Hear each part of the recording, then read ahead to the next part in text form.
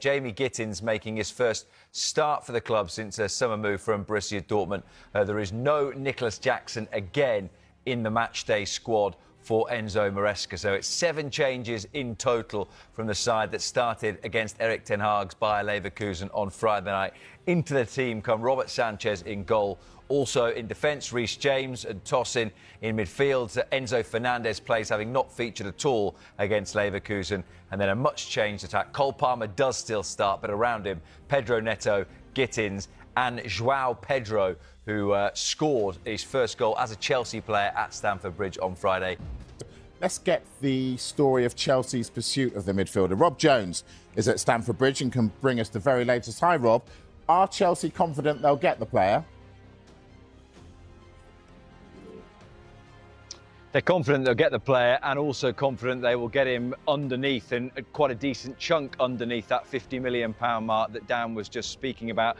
And because of some of the things that he's just alluded to whilst talking about Alejandro Garnacho, and in particular the fact that Ruben Amorim has made it very clear that he's not part of Manchester United's plans moving forward, you'd say that that is a decent thing that Chelsea are able to bargain with, that they can be quite relaxed about this and leave it later and later into the window, because they will know that Manchester United have a player that they want to get off their books. They don't want to keep paying his wages. So the closer that Chelsea can leave it until that September the 1st deadline, the further down from £50 million you would think that they might be able to buy him for. Xavi Simons is another player on the Chelsea wish list. You would say that one isn't particularly imminent either. He's part of an RB Leipzig squad that are playing Lens in a pre-season friendly tomorrow. But on the other side, Chelsea also need to make sales. You might remember at the start of last month, fined just over €30 million by UEFA for failing to comply with their rules, with the threat of a further potential €60 million fine if they don't sell players. And there is a lot of fat, you would say, that is there to be trimmed for Chelsea. As Michael just said, one of the players that's just been confirmed as leaving is Armando Broja off to Burnley, and there are others that spent parts or all of last season on loan that you would think are happily Chelsea will let go, the likes of Ben Chilwell, Raheem Sterling, Axel Disasi, Kiernan Dewsbury-Hall has gone to Everton earlier this week as well. So there's a bit of work for Chelsea to do for outgoings as well as the couple that they're looking to bring in.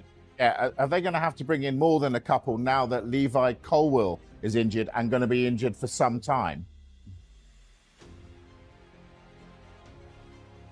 We understand that that's not Chelsea's thinking at the moment, and it is one area where they're blessed with a decent number of options at centre-half.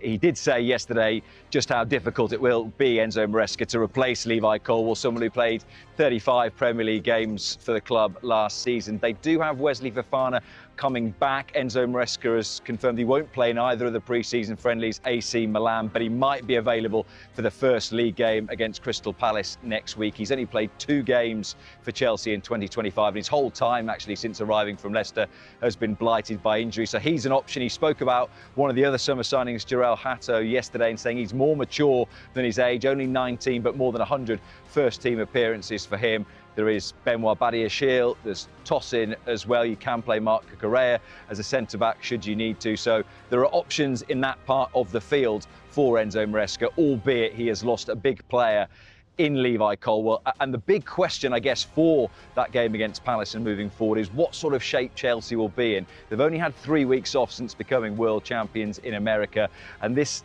return to training, which has seen Colwill get injured, we will see how they start the Premier League season. And I actually think what will be even more interesting is later on in the campaign how those Chelsea legs hold up, particularly with the return to Champions League football just around the corner as well. Indeed. Rob Jones, live from Stamford Bridge. Thank you, Rob. Alejandro Garnacho is one of the big names United are looking to move on, and Chelsea wants him. We'll be discussing that and much more. Let's talk about Garnacho, because there have been developments, haven't there? There have been developments. One thing we've known all summer is that Chelsea like the player, but Manchester United want £50 million to sell Alejandro Garnacho this summer. It's not as if they don't think he's a good player. It's just, it looks like he needs to move on in terms of maybe the relationship he's got with Ruben Amorim. He was very unhappy with his Europa League final snub. He's made that very public. But the key from Chelsea's point of view, they think they can sign Garnacho for less than Manchester United's asking price. But there hasn't been a bid yet. And going back to Manchester United's side, he's got 3 years remaining on his contract at United.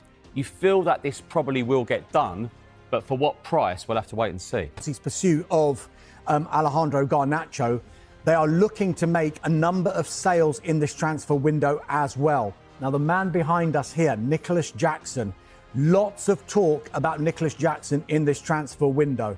He has now told Chelsea that he wants to explore his options outside of Chelsea. So he wants to look at other clubs and whether there is interest in him, of which there is a lot. Chelsea are playing Bayer Leverkusen as we speak in a pre-season friendly. It kicked off at 7 o'clock.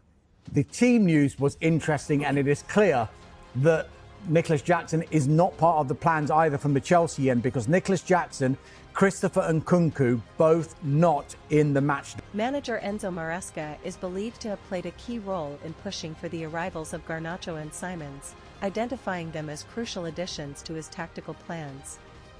The Italian coach is determined to inject youthful energy, creativity, and pace into Chelsea's front line, and landing both players would mark one of the most ambitious moves of the summer transfer window.